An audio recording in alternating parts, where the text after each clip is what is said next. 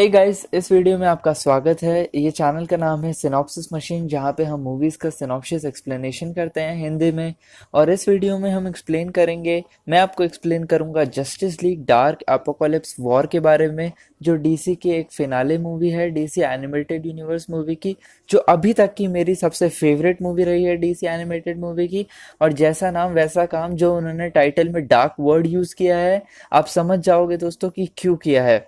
Guys, ये movie भी Avengers end game की तरह एक फिनाले मूवी है, जो इनकी पिछली डीसी एनिमेटेड मूवीज के फिनाले है, और काफी शानदार फिनाले है। मतलब जैसे मार्वल में नहीं होता, काफी सारी फिल्म स्टोरी को जोड़ के एक लास्ट में उन्होंने हमें एवेंजर्स एंड गेम का फिनाले दिखाया था, वैसे ही डीसी एनिमेटेड यूनिवर्स में भी डीसी की बहुत सारी फिल्मों की स्टोरीज जोड़ के उन्होंने लास्ट में हमें ये फिनाले दिखाया है, जो कि बहुत ही मस्त है। मूवी शुरू होती है जिसमें कॉन्स्टेंटाइन और जटाना दोनों ने जस्टिस लीग डार्क के इवेंट्स के बाद जस्टिस लीग को ज्वाइन कर लिया है। तभी सायरन बजता है और सारी जस्टिस लीग एक मीटिंग के लिए मिलते हैं। सुपरमैन इस मीटिंग को बुलाता है और वो बहुत गुस्से में है, जो डार्कसाइड ने अर्थ पर अटैक किए हैं। अगर आपने पिछली मूवीज देखी है तो आप जानते हैं डार्कसाइड ने मल्टीपल बार अर्थ पर अटैक्स करने की कोशिश करी है। जस्टिस लीग वॉर में आप ये देख सकते हैं, और डार्कसाइड ने कैसे डूम्सडे को अर्थ पर भेजा था सुपरमैन को मारने के लिए, जो आप डेथ ऑफ सुपरमैन में देख सकते हैं। और उसके बाद डार्कसाइड ने कैसे साइबॉर्ग सुपरमैन भी बनाया था वापस से पृथ्वी पर अपने पोर्टल खोलने के लिए, ताकि वो एपोकलिप्स से अपनी सेना को लेकर अर्थ पे आ सके। वो आप रेन ऑफ सुपरमैन में देख सकते हैं। टीन टाइटंस भी ये मीटिंग अटेंड कर रहे हैं, जो justice league versus Teen Titans के बाद साथ हैं। और हम रेवन और दावियन को स्क्रीन पर देखते हैं। तभी रेवन के सर में दर्द होता है। इसके बारे में आपको आगे बताऊंगा, क्योंकि इसका इस मूवी में बहुत इंपॉर्टेंट रोल है गाइस। गाइस, सुपरमैन अपना प्लान बताता है और जस्टिस लीग को जैसे तैसे मना लेता है हमारे डार्कसाइड से लड़ने के लिए एपोकलिप्स पे जाकर उसी के घर पे। पर वो कुछ जस्टिस लीग वाले नहीं मानते, कि वो बोलते हैं ये तो मौत के मुंह में सीधा जाने वाली बात हुई। पर सुपरमैन उन्हें मना लेता है, कि वो बोलते हैं कि आज नहीं तो कल हमें डार्कसाइड का सामना करना ही पड़ेगा, जैसे वो अर्थ पर अटैक कर रहा है।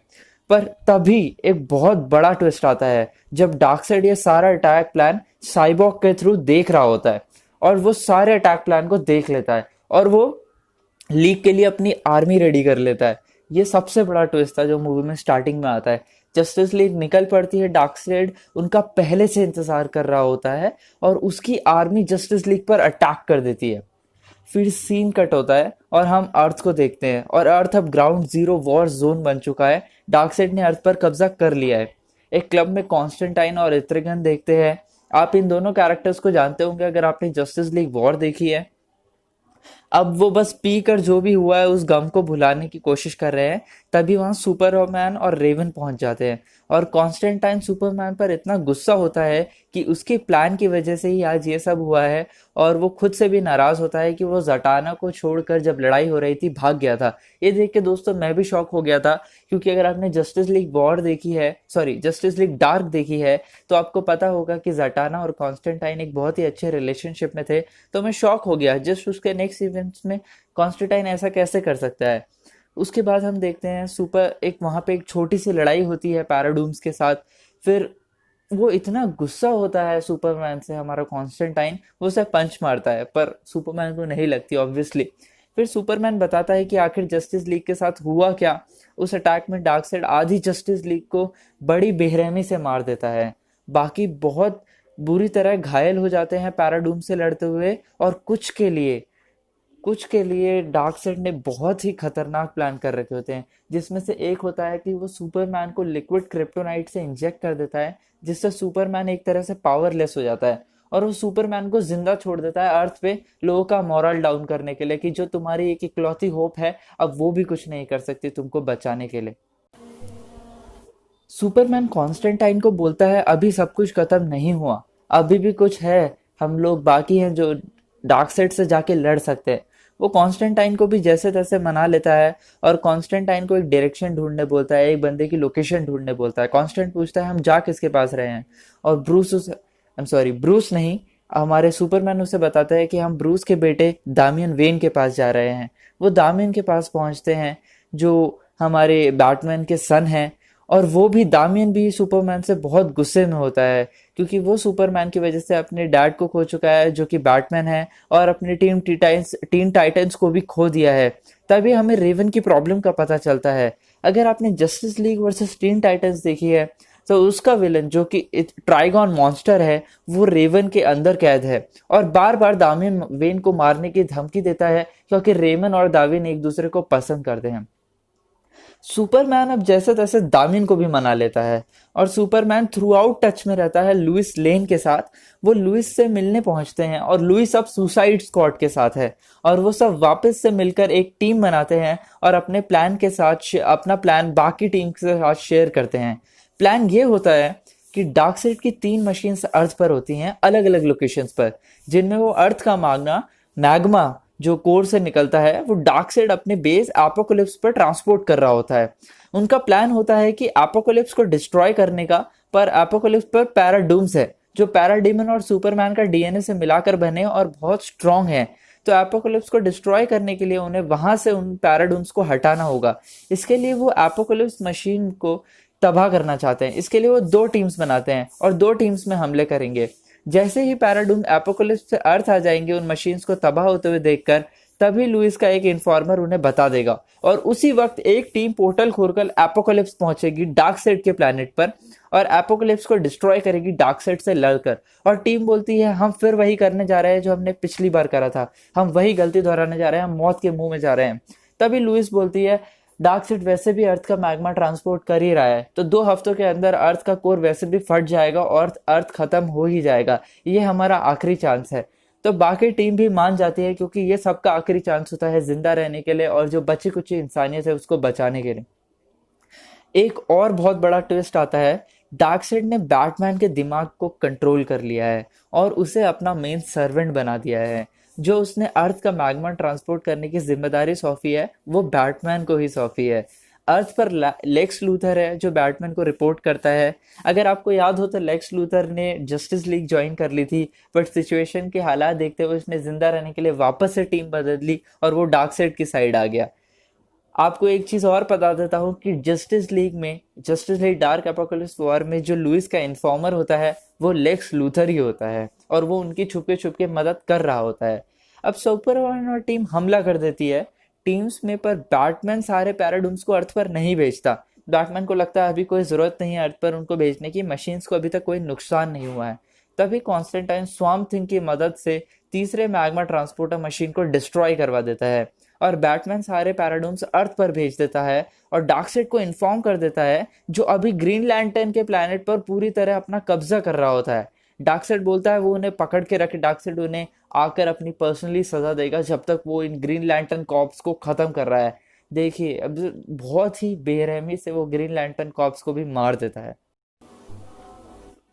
तभी रेवन भी कॉन्स्टेंटाइन से कहती है अगर उसके अंदर से ये मॉन्स्टर ड्रैगन बाहर आ जाए तो वो इसे एक पावरफुल स्पेल से कैद कर ले, ताकि ताकि वो बस एक प्रिकॉशन ले सके कि ड्रैगन उनको और कोई हानि नहीं पहुंचाएगा, उनको और कोई नुकसान नहीं करेगा।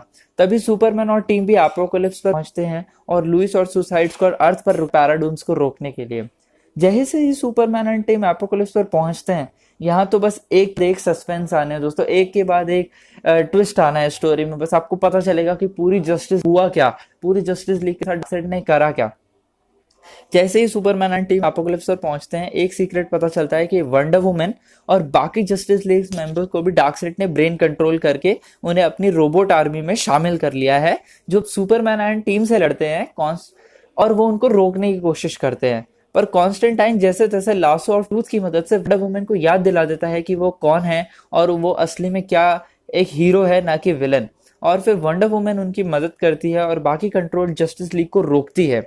वो अंदर पहुंचते हैं तो पता चलता है कि फ्लैश भी जिंदा है। वो बताता है कि जब उन्होंने एपोकलिप्स पर पहली बार अटैक किया था तो उससे एपोकलिप्स रिएक्टर डैमेज हो गया था, और उसी की वजह से डार्कसाइड ने उसे यूज किया as a replacement power generator source. तभी कॉन्स्टेंटाइन फ्लैश को सुलाता है और जादू से उसे पता चल जाता है कि फ्लैश ने जो फ्लैश पॉइंट मूवी में, जो सबसे पहली मूवी है इस स्टोरी आर्क की आप कह सकते हैं, जिससे डीसी ने अपना एनिमेटेड मूवी यूनिवर्स रिबूट किया था और ये स्टोरी शुरू करी थी, उसी फ्लैश पॉइंट की क्रिएशन की वजह से आज वो ये सब हो रहा है। जो इंसिडेंट्स आज हुए हैं उसी फ्लैश पॉइंट्स की वजह से हो रहे हैं। जैसे जैसे एंड गेम लास्ट फिल्म थी और आयरन मैन फर्स्ट फिल्म थी, वैसे ही dark apocalypse war last film है और flash point in DC universe की फर्स्ट फिल्म है दोस्तों।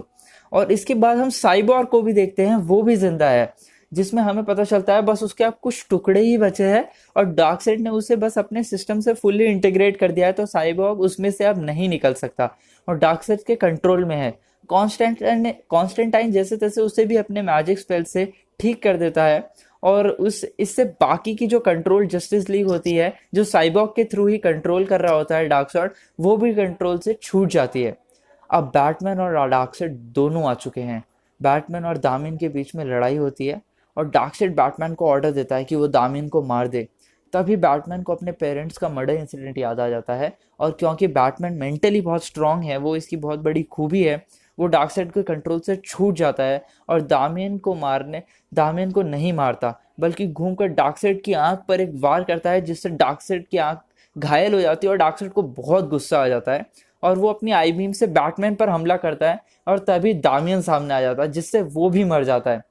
गाइज मैं आपको बोल रहा हूँ, जो इस मूवी का उन्होंने नाम रखा है डार्क, ये डार्क है। यहाँ पे इतने सस्पेंस, इतने ट्विस्ट हैं स्टोरीज में, एक के बाद एक कोई ना कोई मरता रहता है, या फिर आपको लगेगा ये इस कैरेक्टर के साथ ऐसा कैसे हो गया, डार्कसाइड ने इसको ऐसे कैसे कंट्रोल कर लिया। बहुत ही मस्त मूवी है दोस्तों।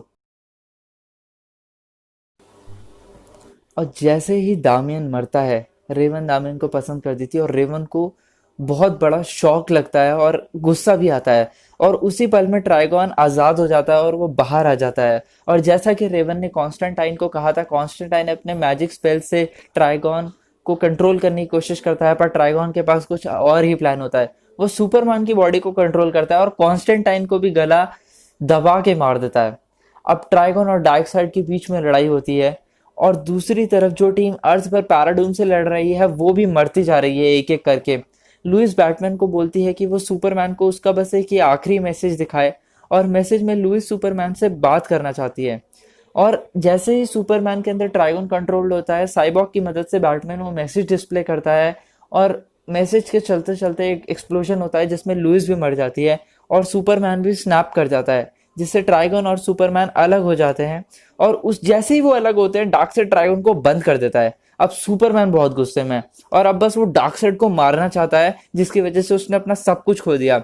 और फिर हम देखते हैं कॉन्स्टेंटाइन स्वर्ग में है, खुश है कि वो जटाना से वापस मिल चुका है। जटाना उससे माफी मांगती है क्योंकि उसने कॉन्स्टेंटाइन पर एक कंपल्शन स्मेल करा होता है, एक तरह का जादू करा होता है, जिससे वो भाग जाता है। और वो बताती है ये उसने बैटमैन के कहने पर करा था। वो बैटमैन का एक बैकअप प्लान था कि अगर सब कुछ फेल हो जाए तो हम कॉन्स्टेंटाइन को बचा लेंगे। तो वो कॉन्स्टेंटाइन को वापस जाने बोलती है, कहकर ये उसके मरने का वक्त नहीं है, और कॉन्स्टेंटाइन वापस से जिंदा हो जाता है। तभी रेवन भी जादू से दामिन को भी जिंदा कर देती है। मतलब ट्विस्ट और सस्पेंस तो इस मूवी में भरे हुए हैं। मर रहे हैं, जिंदा हो रहे हैं, कोई घायल हो रहा है, किसी मतलब दो टुकड़े हो रहे हैं, कुछ भी।